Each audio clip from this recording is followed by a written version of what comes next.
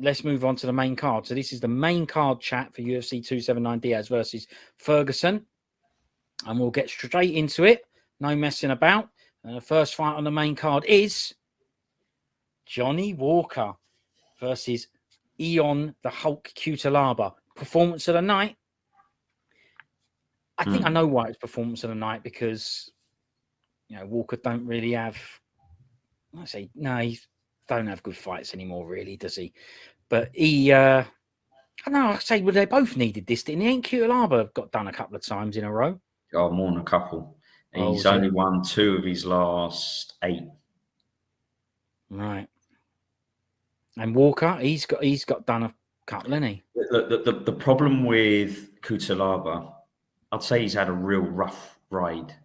For a guy who he came into the UFC, he lost his debut, then he won one, then he lost, then he won one, then he won one more, and it seems ever since then he's been just like elevated to just fighting really tough fighters, and it obviously ain't working out for him. And I think if someone said to me, how many wins is he going to get out of this run of fighters, I probably would say about 2. Because if you listen to who he's been fighting, let's go.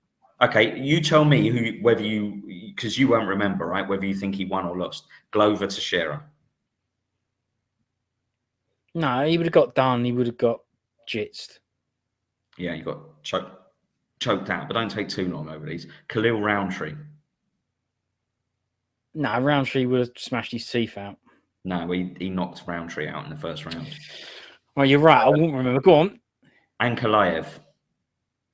No, Ankalaev definitely done him. He does everyone for some reason. Well, he's done him twice. Do you remember they had the rematch? The rope-a-dope fight. Yeah, exactly. He pretended he was all smashed in, but he wasn't, and the ref stopped it. Dustin Jacoby. Had a rematch, and he got done even worse. Dustin Jacoby. No, Jacoby done him because Jacoby's done a comeback and keeps winning fights. Jacoby won. Well, that was a draw. Devin Clark. Devin Clark. Now I know that he's the same as David Branch and all that is another saying. But I'm going to say that he done Clark. He did, yeah. Ryan Spann. Nah, Spann. He ended up in a main event. Spann must have done him. Yeah, it wasn't a main event though. And Johnny Walker. He ended up in a main event, so he trajectory was higher. You see, I don't remember the fight. I'm going off of what happened later. Go on, Spann done him. Yeah, and then Walker. Well, this is the one now. I can remember this one. Walker done him. Yeah. So you see what I'm saying, though, right? He only seems to be fighting top 10 kind of guys, right? On a similar note, I mean, Johnny Walker had lost 4 of the 5 before he fought Cutelaba. His only win was against Ryan Spann, which I think that was a bit of a come-behind victory, right? Come from behind victory. For sure, he was all over the gaff, wasn't he? Yeah, and then just sort of pulled it out of the fire. But outside of that, he's lost to Corey Anderson, Nikita Krylov, Thiago Santos, who I think is now signed with PFL, and Jamal Hill. So they've both had tough runs, but they've also been getting done in those tough runs. They've both been getting beat. Yeah. So as you say, this was almost had a bit of a loser leaves town kind of feel to it, which I hope is not the case, because I actually think for light heavyweights, both of them are decent, exciting fighters. But it had that feel to it. Had that feel to it. I like watching both these guys, yeah, of course. But yeah, I do fear that Cutelaba is going to be, if he's got another fight in his contract, obviously he's definitely going to need to win that, because he's going to be, feeling the burn, no doubt about it. Did you see that Johnny Walker got thrown out the arena, didn't he? Without his clothes and everything after the fight. Oh yeah, your feet out and everything. Yeah, he was wearing exactly what he's wearing now. He was walking the street. Yeah, gloves as well. Yeah. Yeah. He got let out or went out, and I believe he didn't get thrown out. He just couldn't find his way back in.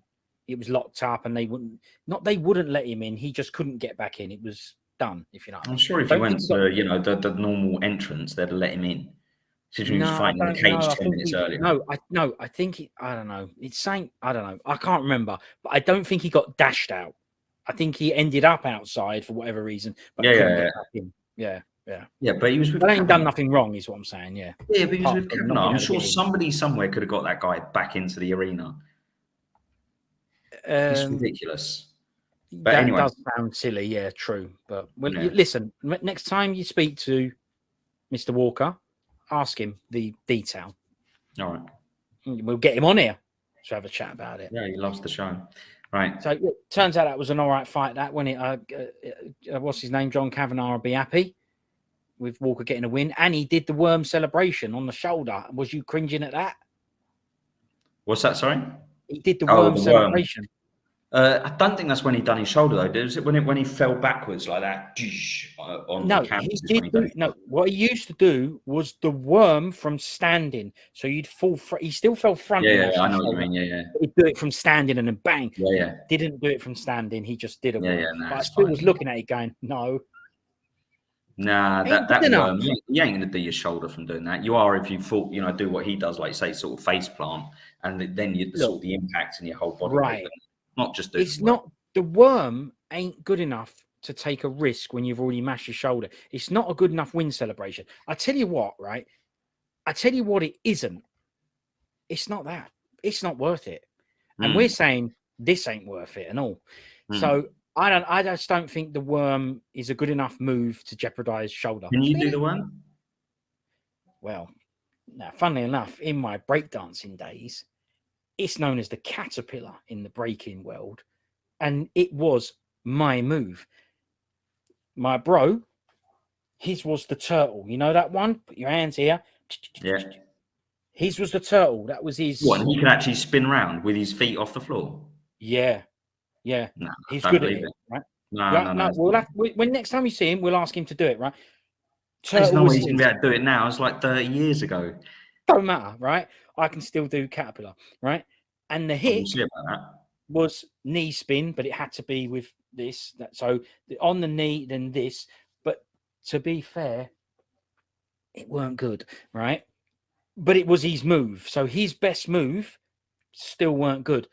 But because he had washing up gloves on, cut down, and he did this bit, he made it good because it was his version of a knee spin, and mine was caterpillar. I only had one move, but it weren't crap. But I didn't do it from standing. But there you go. So yeah, can you do caterpillar or worm? No, I can't do anything. Not tried it, have you? No. Well, I've not tried it, but I doubt I can do it, and I have no desire to try. Right, well, you're interesting. Yeah. Look, the truth is, all that chat is going to leave people not wanting to chat about you, not wanting to see it again. There's certainly you're not doing this, and this is the problem, right? This is interesting. This is exciting. This is we're going to watch you again, and you saying I've got no desire to do it means we've got to move to the next fight. A performance of the night. Again, another performance of the night, which confused me at the time of doing this. Irene Aldana versus Macy Chiasson. Was this that weird fight where Chiasson was winning but then lost? Yeah, another catch. Another catch fight. Yeah, that's it.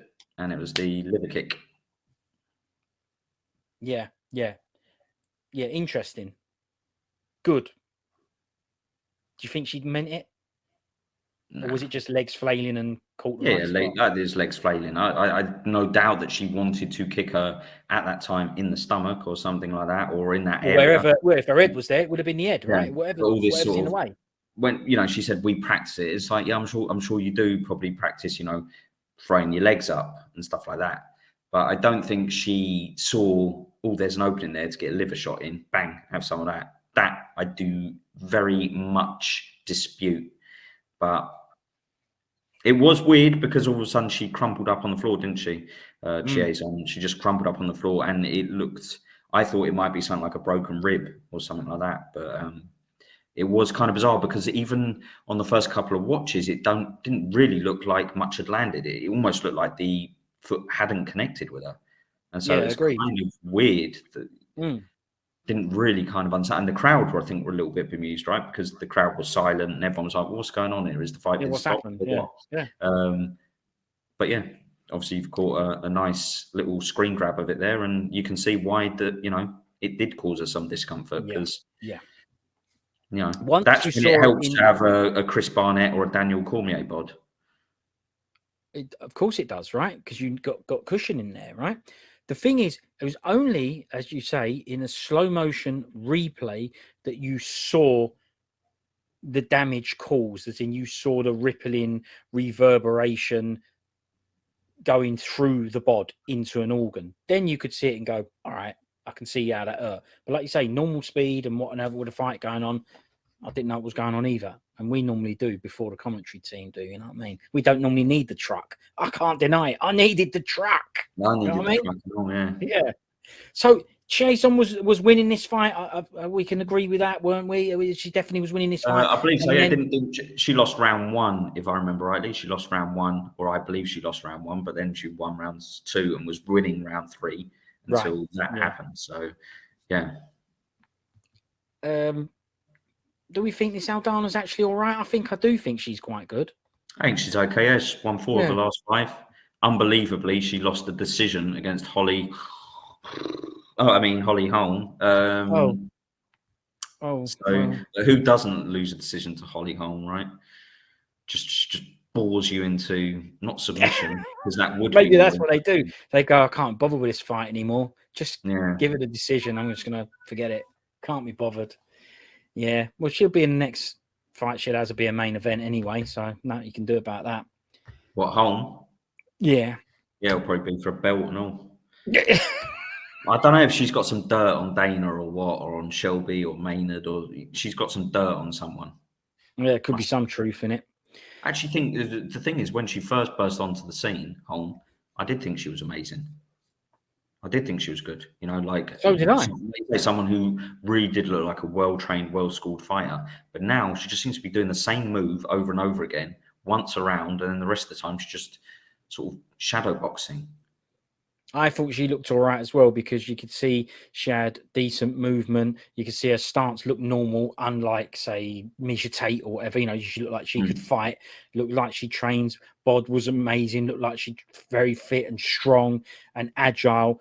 And for a boxer, she was coming in and she had, decent, really good. basic kicking. But her kicking was good as well, you know? Yeah, kicking's good. Yeah, her grappling was decent as well. Everything.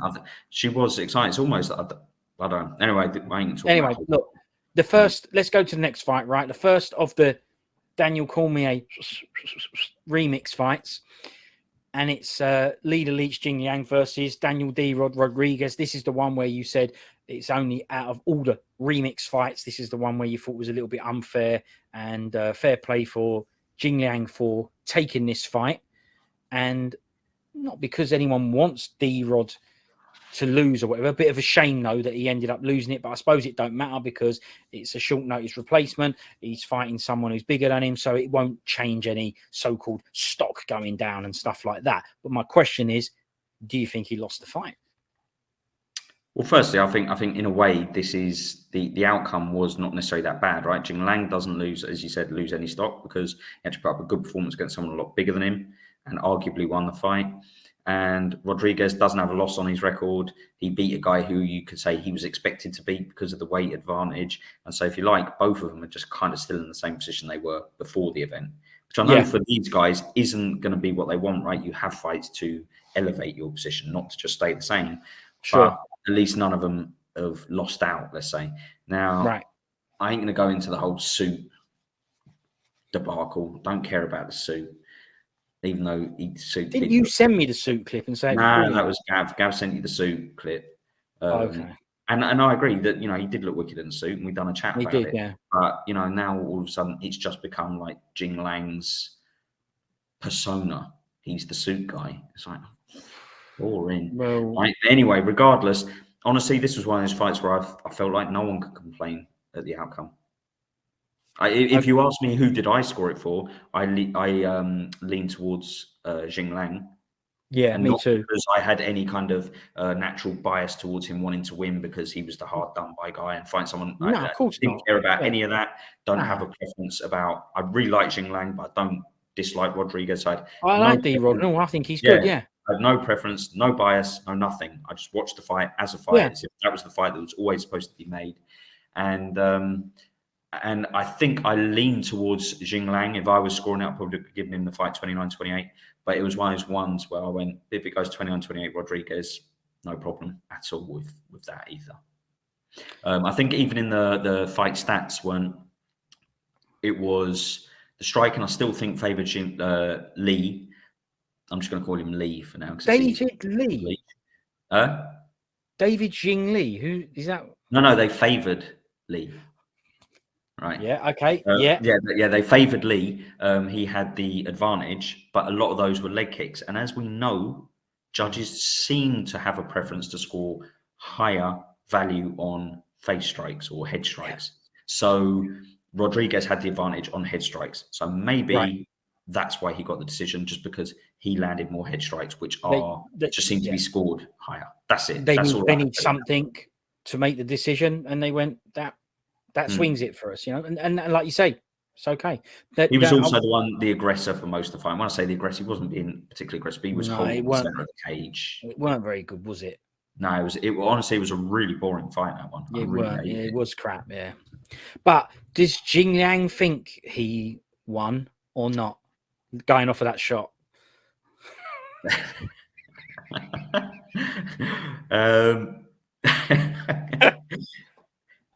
Yeah, I mean, he does look a little bit hard done by, I have to say. A bit bemused, right? Yeah. Like, what? Yeah. Huh? Really? Yeah, well. Yeah, and obviously he was on, I think, Helwani or something like that the next day with a T-shirt he was, on, robbed written across the vest or the T-shirt, right. whatever he was wearing. Yeah. It weren't a robbery. Just in no way was that a robbery. It was, look, do I think Jingliang won? Yeah. Dana White's come out afterwards and said he felt that Lee won as well. But it's okay regardless, isn't it? You know. Yeah, but to him it won't be. It's a loss on his record, right? He'll still be annoyed. I know why he's got the ump about it, especially because he feels like all the chips were stacked against him, and then he sort of should have won the fight, or in most people's opinion, won the fight. But out of the 3 people ringside that actually matter, 2 of them said you didn't, and so he loses everything, right? Probably don't get a win bonus, doesn't get, just like I say, gets a loss on his record, stops a little bit of the momentum and all that, even though it's not his natural weight class, but. It won't do that. I just don't think it was a fight that anyone could complain about the decision. If D-Rod lost, I don't think he could complain. And I don't think he could complain. Yeah, I think maybe the T-shirt and the comments are not just that fight, but the whole situation. He feels a bit, hard done by, which is fair enough, isn't it? I suppose. Yeah, definitely. Yeah. Right. Well, look, it like you said, it changes nothing for either of these two. Yes, it's going to be a loss on his record, but there's no way the organisation are going to go, well, you've lost now. That takes you back a few steps. It's a clean slate, I think. Yeah, well, let's put it like this, though. I won't talk about it now properly because we'll get onto it, but I'm pretty certain if he fought his original opponent, he'd have got a win bonus. You're right. Agreed. And yeah, okay. Well, we're on to the next remix fight then, which is Khamzat Boars Chimaev. I don't know what that Boars is. Do we know what the Boars is? I thought it was the Wolf or something, wasn't he? Have I got that wrong? Have I been sick again? Anyway, versus Kevin Trailblazer Holland. That's the next remix fight, co-main event. Chimaev losing weight. Just so you know, I don't know if you do know this. Even if you don't actually know this, you will still know this. But Dolce has come out and said he'll fix the problem. No worries. You know what I mean? Dolce? Yeah. Got him out of the woodwork. Yeah. Oh, brilliant. Yeah, there you go. It is wolf. Boars means wolf in Chechen. Wolf, yeah? Yeah. Well, it says the name Boars, Chechen, wolf, is an umbrella term applied to all improvised submachine guns produced during the years of independence of the Chechen. And I'm not reading any more than that. So all right, okay, so it's not a wolf then. It's a submachine gun. Yeah, well, either way, they're both cool, right? Whether he's pretty much, submachine gun or the wolf, it's pretty amazing. So fair enough. Yeah. But every submachine gun. What did you say? I don't know. No, I mean either. Right. Dolce. Next one. Oh, Dolce. Yeah. Yeah. Forget that guy. Listen, he got too big for his own boots. Started getting involved in the stare downs and all that sort of stuff. That's right. Yeah, he was in the fight more than the fighter, wasn't he? Yeah, but the thing is he was the go-to guy, right? And he kind of like had, I mean, what felt like kind of partnership deals with the UFC, you know, UFC Fit and stuff like that. I think that was Dolce, wasn't it? Or similar Yeah, stuff. And then he just disappeared yeah. off the scene. Didn't someone make some allegations against him, like he was crap or something? Someone said he didn't help me out or he was rubbish. Someone like Sanchez or I Ferguson. think you could be some truth in it. I don't want to bring it up because I don't. That Ah, rings a bell. There is yeah. some shred of something going on in my head, but I No, can't. was it BJ Penn? Can't confirm. It's possible. We're Look, not on here to badmouth Dolce, right? you brought him up. Right, anyway, We could do. I'm looking up now. Right. Well, in the meantime, BJ Penn details issues with Mike Dolce, slams the Dolce diet. oh well, there you go. Well done, mate. Good. You dragged that one out of here, didn't you? Eh? Yeah, Didn't not bad. It makes up for me calling Mr. Beltran. I still can't remember his name. It makes Mark up for me Beltran, calling yeah. Mark and Joey. Yeah, Mark and Joey. Mike Beltran. That's it. Right. So this fight. well, before we Okay. get onto this fight, we ain't finished with Dolce yet, even though I said we had finished with Dolce. We ain't. Andreas Michael, the coach, understandably, wasn't just Dolce that did these chats, but he's got the ump with it because, and I don't blame him. So, look, you're coming out of the woodwork now, giving it all the chat. We're all good, thanks.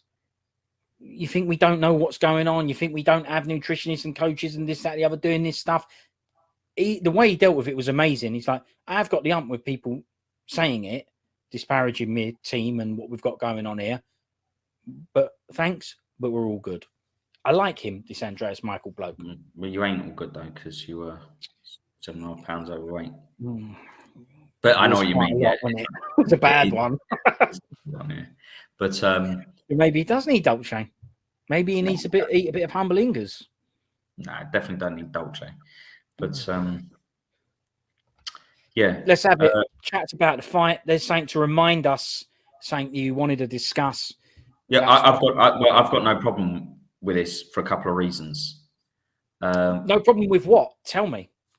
Well, no problem with what? Right, as you can see from the image on the left, it looks like Kevin Holland comes out to do a touch gloves, which is kind of run of the mill for most fighters, and Chimaev kind of goes up like this and then shoots in under. So it looks like, for most people, it looks like he's gonna touch gloves. He doesn't. He shoots in, gets him down. I actually think Holland does a good job scrambling and everything. He makes it really difficult for Chimaev. He manages to get back to his feet a couple of times. And honestly, I feel like if he could have got out that first round, it would have been a very, very interesting fight. Very interesting.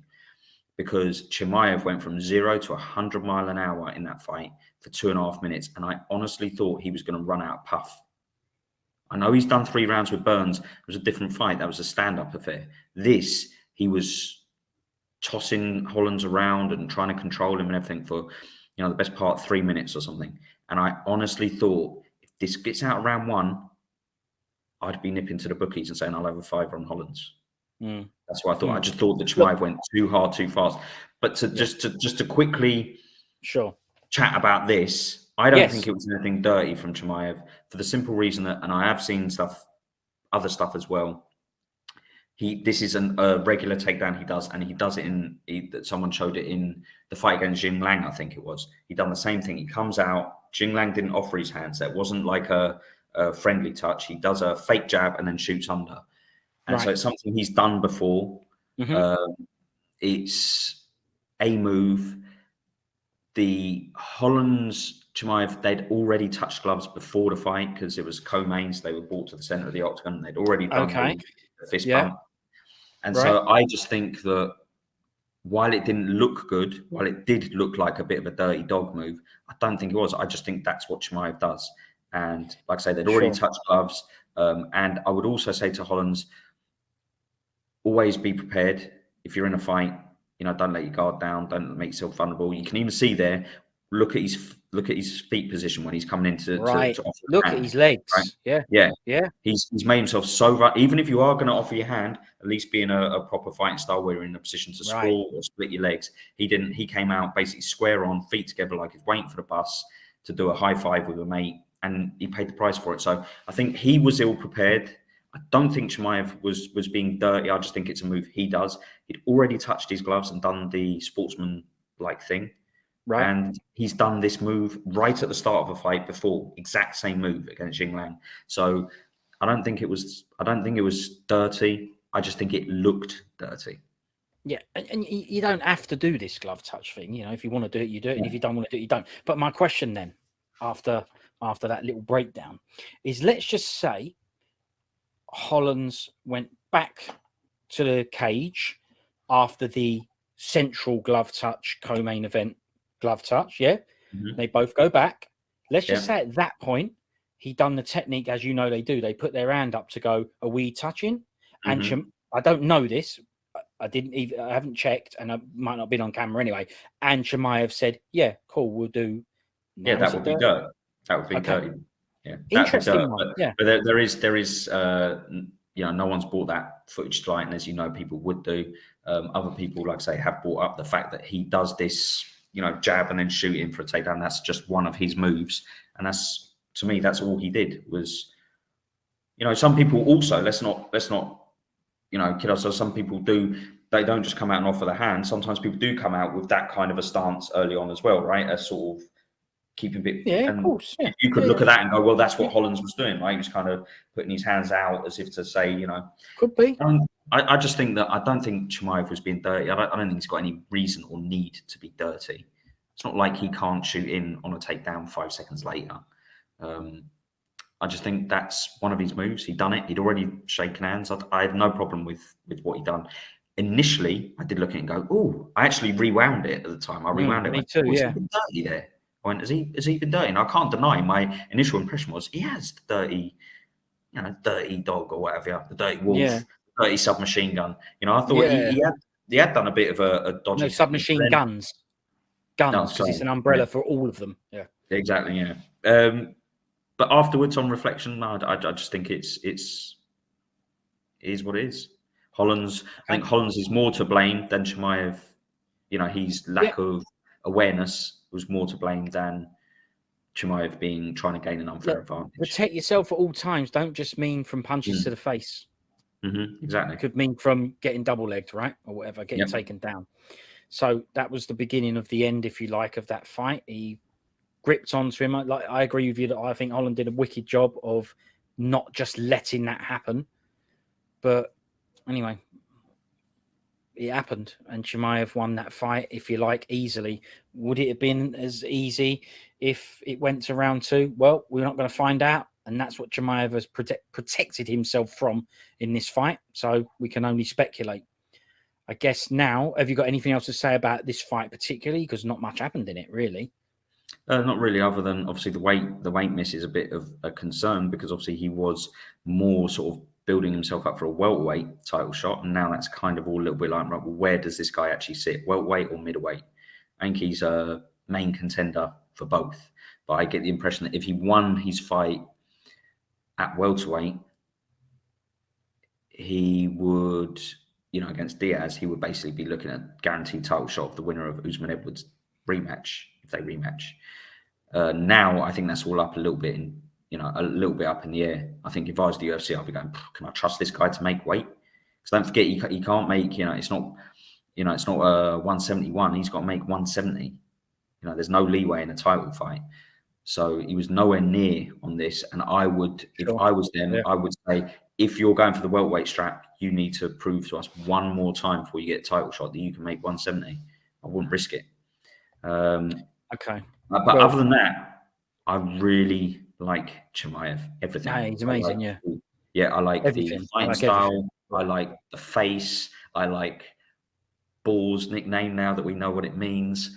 I like everything. I like the fact that he was telling the crowd to flip off and I'm going to kill everybody. I absolutely love that. I'm going to kill you all. Yeah, just fantastic. Not sort of coming out and being all timid and shy and sorry I missed weight. Yeah, there is something to be said for that, for being humble when you've made a mistake. But I like the fact that he just went, nope, I'm playing up to the bad guy role. It's like F you all, flip off, flipping the middle finger to everybody.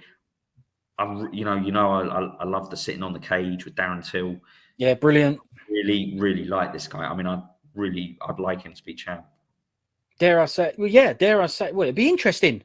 We always said it, when McGregor wins, it's more interesting, right?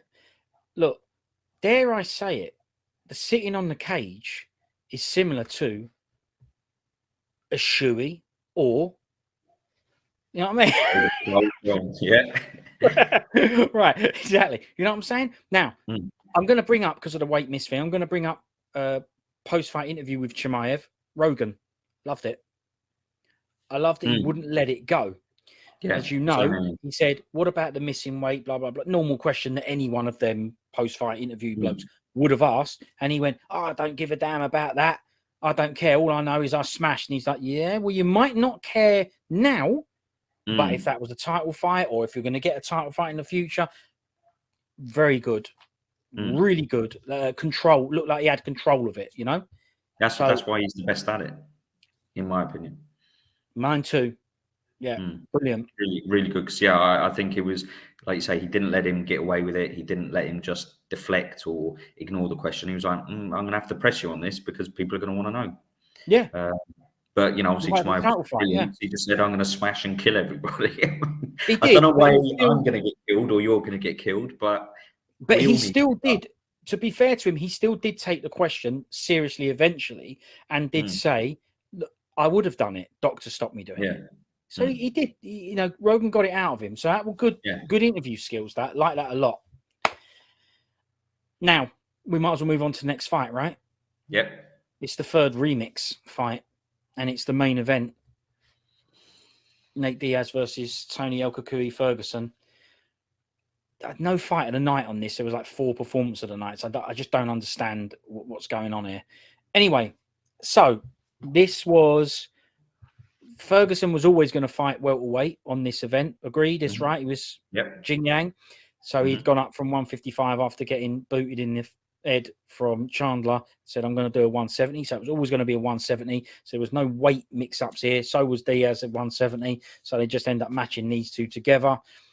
And, yeah, well, we saw what happened. Look, you know, I think you're probably going to know that I love this fight. And, you know why I love this fight. And you're turning yellow again. You know that, right? Yeah, yeah. Well, that's the agreement now, right? It's like you can't handle it anymore. So you just turn yellow. It's brilliant. You know, you would guess that I love this fight, right? And you would know why I love this fight because you know me. However, I would completely understand you saying to me, you liked that, but you hated it when Rockhold had his hands on his knees. You hated that. So what do you like this for? Yeah, it's a bad comparison. It ain't the same thing, right? I don't know if he was out of breath or not. He did look it, to be fair, but the way he does it, it's the character, the personality, the leaning on the cage and throwing side kicks and all that. You know, brilliant. The point, I love the point move because I do the point move in badminton. I've done the point move at you.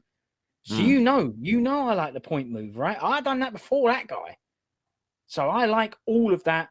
To me, it makes fights not interesting. quite the same, is it, though, pointing at someone when you're all bloody and smashed up? It is a bad one, yeah, because it's like... but I was drawing a parallel, not making the comparison.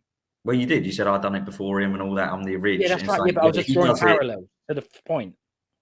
Yeah, that's what I'm saying, though. But you do it wasn't a bad comparison. Well, it is, because you do it when you're playing bloody badminton against a fellow saggy middle-aged guy. If you were doing that in the middle of a cage fight with a bloody face, I'd go, that was pretty amazing when you done that, you know. But doing it in badminton when I'm already about 20 points in front is really no great achievement. But I didn't like this fight. Loved it. And yeah, see, that's the funny thing, right? Because I liked Costa Rockhold and you hated that. Yeah. And now you're saying you love this. And I'm like, I hated it. Okay. All of it? Even that? No, see, that to me, it was the perfect ending, right? He held on to that choke a split second. You know, like he tapped quite quick, Ferguson, and the ref stepped in. And I think Diaz went, no, hang on a second. I need to do this first. Yeah, he definitely held it on for a split second to go, no, have you got this shot? You got this shot right now, I'll let it go. And 2:09 left on the clock. Amazing. I heard that, yeah. 2:09. I mean, you couldn't write it any better. That's brilliant. However, look, Diaz, if we want to do a chat about his career, you can do a separate podcast and all that sort of stuff, right? Yeah, you could do. He's now sort of, if you like, I don't want to say irrelevant, but irrelevant in UFC terms for now, because he's going on to greener pastures, hopefully. And that's that, right? And it was the perfect send-off for him. He beats another really popular kind of legend status fighter, beats him with 2:09 left on the clock, does a bicep, even though it means holding on to the choke a bit too long. At least it weren't the full choke, right? Because the full choke was this hand here. He had to take that away to do the bicep. So yeah. You could see that Ferguson it's just he left this here. Yeah. Yeah, it's still a bit, you know. But listen, I'm glad. Okay, yeah, but right. That's brilliant. That's right. brilliant. Yeah. And Ferguson had no problem with it, right? Because, like I say, he didn't have the full choke locked on at that point, and it wasn't like he left it locked on for like 10 seconds. It was just like a couple of split seconds. Yeah. I might feel different if it was my neck in there, but I loved it because obviously I wanted to see that version. But so for him, perfect. It was very perfect, though. Remember, because not only did he win his last fight on his contract, like you say, and he only done the bloke that was put in front of him. And people can say whatever they want. Yeah, but it should have been Chimaev. It's not my fault. I didn't miss weight. I didn't even want that fight, but I still took that fight, and I still showed up for that fight on weight. So this guy, he is squeaky clean throughout all of it. Oh yeah, I mean, made him look amazing. Yeah, he couldn't write any better. He met his contractual obligations to fight the guy that no one else wanted to fight.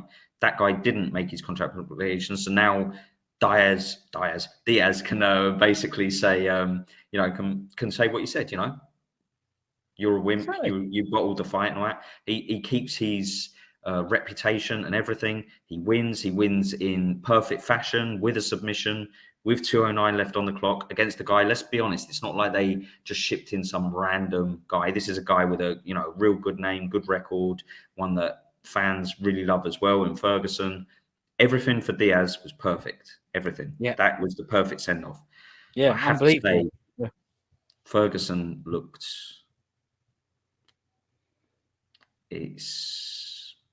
Might be time, right? I'd never tell anyone to do that, but it might be time. Of course not. You're not right. You're not telling him to do that now, right? No. You're just watching it and having a look, and you're saying what you're seeing. This is a fighter you like. This is someone whose skills you like. You think he's brilliant. I know you think he's brilliant. I think he's brilliant. But he looked, slow, stiff, not elusive, not creative. Now, I am going to say some stuff now because he's done some different methods. As you know, he used to go out on his own and kick poles and do all sorts of weird stuff, right? Kind of what made him him and made him individual and made him special, if you like, right? A little bit different. But he started doing normal training camps, and other fighters would go, yeah, that's a good thing. This is what you need. This is why you've been getting done. So he was at wherever it was, Winklejohn and all that with Chicksick or whatever his name is and all those blokes. And you heard him in the corner, right? I'm not saying they were wrong, but every time it is a bad move when he gets hit and he sort of runs like that to his side away. But he also would turn to start, I'm going to do some of my stuff. And you heard him constantly. I'm not saying he took any notice. You could hear him shouting out. And if they're shouting out in the corner, they certainly would have been trying to drum it into in training camps. Don't turn your back. Don't turn your back. I get it. But what I'm saying is, it's like what we said about some other fighters, Ross Pearson, when he changed, and maybe they made him run on the mill and tried to take away the unorthodoxness of him. Maybe. I don't know. But he looked different. And is that because he got smashed with a boot in the face? Is it because he's old? What are it? Is it because he's 170? There's loads of things you could throw in there and go, this is why he looked like that. But it might also be because of what he's been told not to do or whatever. And it might have made him hesitant to flow because he did not look oiled, greased, smooth, flowing. Yeah, no flow, zero. And another example of that we spoke about before was Joaquin Buckley. The first couple of fights in the UFC, an absolute wild man, swinging for the bleachers. Now he's fighting too much like a mixed martial artist. Mixed martial artist. I loved it. It's a mixed martial artist. Very posh, wasn't it? I wonder what now he looks a bit run of the mill, like you say, just looks like another MMA guy. If I saw him in his last ones, I wouldn't pick him out as a guy to be excited about. But his first few fights, I was like, this guy's amazing, even though he lost, his debut. And Ferguson, I think to me, he used to walk through hellfire to get to the people, to land his elbows and just carve them to pieces, right? And now I just look at him and I go, what does he offer? He doesn't wrestle or grapple much. Whenever he leg kicks, he seems to just get drilled with a straight shot down the pipe every time. He just doesn't seem to have a jab with any authority or anything. He doesn't, like say, flow. He doesn't have sort of any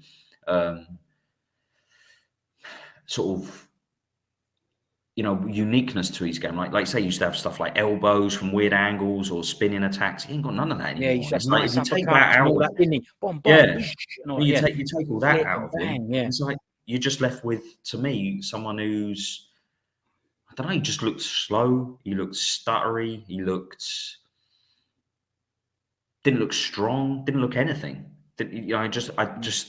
Honestly, he looked like a guy who'd come out of retirement. Looked like a guy who'd maybe been retired for a couple of years, had another training camp, and came back for a last big payday. Remember when Nate Diaz came back and people said, he looked very good. I actually thought he looked really good considering how long he'd been out for. I thought he looked good. Ferguson looked like he'd had about 10 years out. Yeah, and like you say, you're only being this critical, if you want to call it that, because it's Tony Ferguson. If this was a bloke, I don't think I'm saying anything horrible about him. I'm not saying no. I don't think you are either.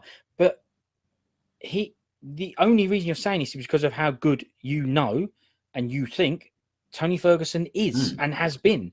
If this was just another bloke who you've never heard of, John Smith, on his debut, you would have gone, he didn't look very good, and that's the end of it. You wouldn't have been bothered, because you would have gone, well, I don't know him. It's early days for him. It's only because of who it is that you're going, what's happened? He's wind this back matchup back 3 or 4 years. I'm not saying he would have won, but I'd have picked Ferguson. Someone said to me, Ferguson, I'd have gone, well, Ferguson's going to win. That's what I'd have thought. I might have been proved wrong, but that's what my initial gut feeling would have been. I thought Diaz was going to win this fight, and I thought it'd be quite easy, to be honest, just because of, I think Ferguson's really been through the walls. I think the Gaethje fight really did take a lot out of him. Yeah. But yeah, the Ferguson. If I'm not saying that he shouldn't have another fight. It was his first fight at 170. Maybe give him someone also, say, sort of a bit long in the tooth, not so dangerous. And I think he's had other 170 fights, ain't he? He may have done in the past, but not recently. I think he's had loads. I think.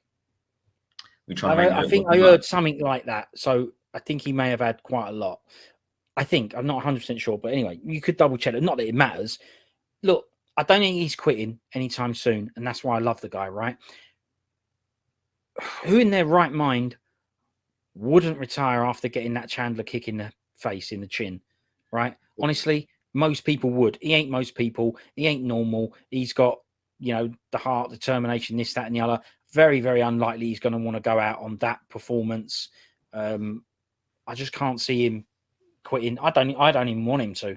I'd like to see him have a fight. I'd like to see one more. I'd like to see one more, but just not. Look, I'll read you his last 5. Right, he's lost his last 5. Look at his last 5: Justin Gaethje, Powers, Charles Oliveira, Powers, champ, Beneil Dariush, Powers, highly regarded, Powers, and Nate Diaz. Right, so I'd rather he just got a 170 fight against someone who's perhaps not ranked, maybe. Someone like, I know he's fought Cerrone before, but, like Cerrone, if it was like a year or so ago before Cerrone, that'd have been the perfect sort of matchup. But that kind of thing, if Sanchez was still knocking about, sling him in there, that kind of thing. But I'd like to see, I wouldn't mind seeing one more just to see whether, look, he's just had a real rough run and he can still be competitive at a certain level. But if he has one more performance and it's a rough one, I think, like I say, I think he's a guy who'd never quit. He'd probably still be 40 to be able to smash no way. But there are plenty of reasons to quit before now. But I think they ain't got rid of him either, right? No. Right.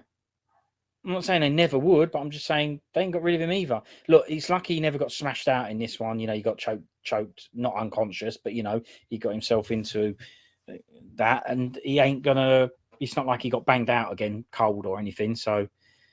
You're blue now. It's quite a good one. I don't I know. mean, I'd happily see the bloke fight again. I want to see him fight screen, again. And yeah, I think he deserves to get a fight where not that he smashes someone in, but where he has a performance that he's happy, enjoyed it. I mean, it looked like he enjoyed that. I don't know if he really enjoyed it. He seemed to be the enjoyment after losing seemed a little much. And I don't have a problem with that because maybe he was trying his best to not mope about, not cry about it. And maybe that did come out in laughing, smiling, and taking it on the chin, so to speak. But yeah, he was really happy about it getting done, if you know what I mean. I think it was also probably a little bit, being part of that occasion, right? It was quite a big event. Nate Diaz is signing off, a little bit of sort of, if you like, moment of history, and two guys that are sort of been in the organisation a long time and all that. So there's probably a little bit of sort of that kind of camaraderie and stuff like that taking place. Yeah, of course. Yeah. But yeah, well, there's me in the background. Yeah, I know. Yeah, seeing him. Win. Buffer eating the microphone. Eating it. Yeah. That's true. Yeah. You didn't like the fight. You didn't like the fight. What? Just because? It was just skill going on. Just felt sloppy. Well, yeah, but Costa and Rockhold weren't sloppy. Okay, yeah, all right. Yeah. No, I'm just saying that weren't sloppy then. Not as sloppy as this. All right. Well, at least Costa Rockhold, I at least had the impression that either guy could have, if they landed one of the one strikes they threw every 30 seconds, it could finish the other one. Whereas this kind of felt like they weren't going to knock each other out. I was actually surprised when the finish came. So I was surprised that he submitted Tony. So you didn't think it was starting to add up a bit? Ferguson had a bit of a smashed in face. I know he's got scars, stuff and all that, but whenever he hit the back of that fence, whenever he's back at that fence, even a bit, I think, Diaz was on him with the old peppering and all that. It seemed to be starting to add up, no? Yeah. If he hadn't shot in, why is he shooting in? He shot in because he was getting done, right? Getting done. Yeah. I know what you mean. It's not like he was going to go smack. I know what you mean by that, of course. But yeah, I loved it. Of course I did. It's Travis Brown, Verdum and all that. I like crap fights. What's the other fight that everyone hates? The one where Frank Mir had a sparring match with Crow Cop or something like that, and everyone hated that and went, ugh, crap, because they were two mates every time. Yeah, they were touching gloves every 2 seconds. Yeah, loved it. It weren't Crow Cop Mir though, was it? It was someone else. No, I don't think it was. You've got to think about it. It was a respect fight, where you'd go, look, two legends. Bang, constantly being mates, touching gloves. Was it Mark Hunt, maybe? We'd have to look it up to be sure. But yeah, see, I liked that. I like the Anderson Silva, Damian Maia and all that. So there's lots of things. And I do understand why you like the Costa Rockhold. It made me like Rockhold loads. So it at least brought that out of I went, well, crap, hands on the bloody knees, kick him in the head, get rid of him, beat him up. That was annoying me, but at the same time, at the end of it, I went, yeah, Rockhold, brilliant, even though it weren't brilliant. So it did make me think he was brilliant. It did make me go, don't retire. So I kind of did like it. I didn't want him to retire. No way. If Rockhold was, next Rockhold fight announced, that'd be fantastic. I want to see what's going to happen again. At least he gave me something to watch, right? Just because I thought it was a bit of a poor fight, it don't matter. It's still entertaining in its own way. So I do totally understand why you liked it. So that's that fight. Have you got anything else to say on that fight? No. Right. So we're basically done. The last thing I want to mention, is I think my favorite moment, and we've got the Barnett stuff, that was amazing, of the night was this. Now, you could have been fast forwarding, but did you see it when he came up?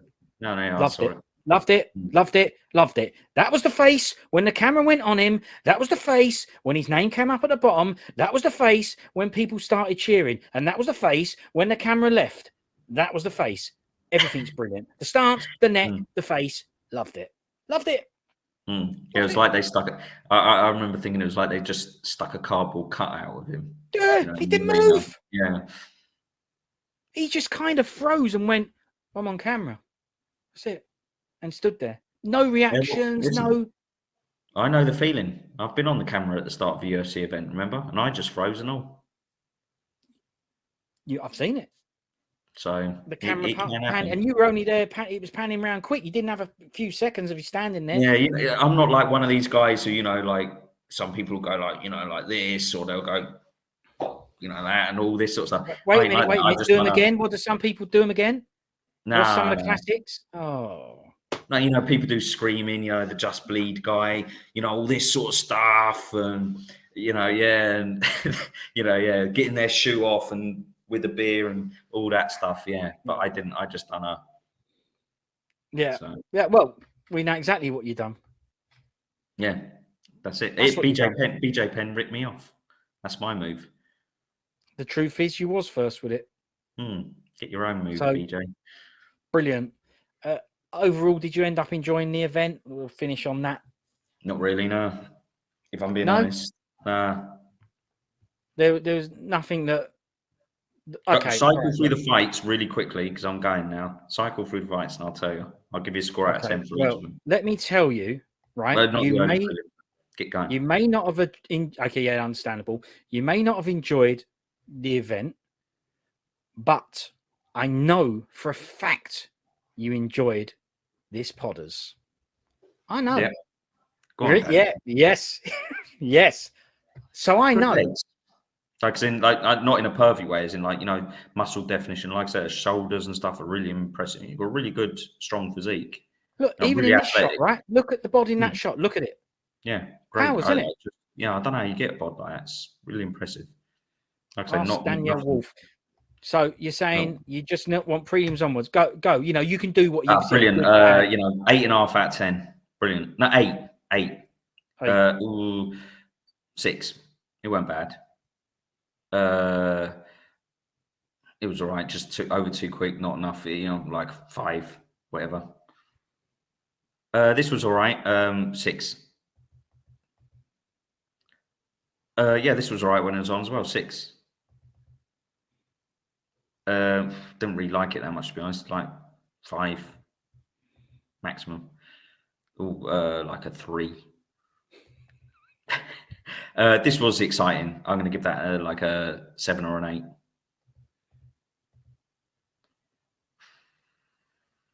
Like a 4. What? And that's only for that. It's only for the end. Yeah. 4. Yeah. Okay. Well. Yeah. All right. Well, fair enough. I understand. And you never watched the Daniel Wolf fight because you didn't see that, so you can't add that into the mix and go, "Hang on, I forgot." But surely I've helped bump that up a bit with the shots of Wolf. No. Nah. Oh, forget it. I ain't bothering next time. It just wasn't worth it. Yeah, well, all right. That fella told you, stop the channel. He did, but I can't. You know why? Cole Roche. Can't do it. It's not Cole. Look, yeah, but Cole's short for Colin. He's my mate. Listen, I don't want to call him Colin. Let's call this bloke, David. No, Dave, mates. It's not Colin, it's Cole. All right, Cole. It's like that. All right, Cole. Listen, remember the comment? We'll repeat it. Love it. It was the comment. And you know what I think about that comment? Let's see if he leaves that comment again. I bet you he don't. Yeah, we'll see. Way through this. Right. All right. Well, look, that was the chat. My eyes are gone green now. Look. What's going on? Yeah, well, anyway, see you later. What happened? What would happen if we just didn't leave and you just stayed on there? What colour would I end up? Yeah. Brilliant. Ultimate Fighting Chat, UFC 279 post-fight chat. That's what we've done. And let's be honest, right?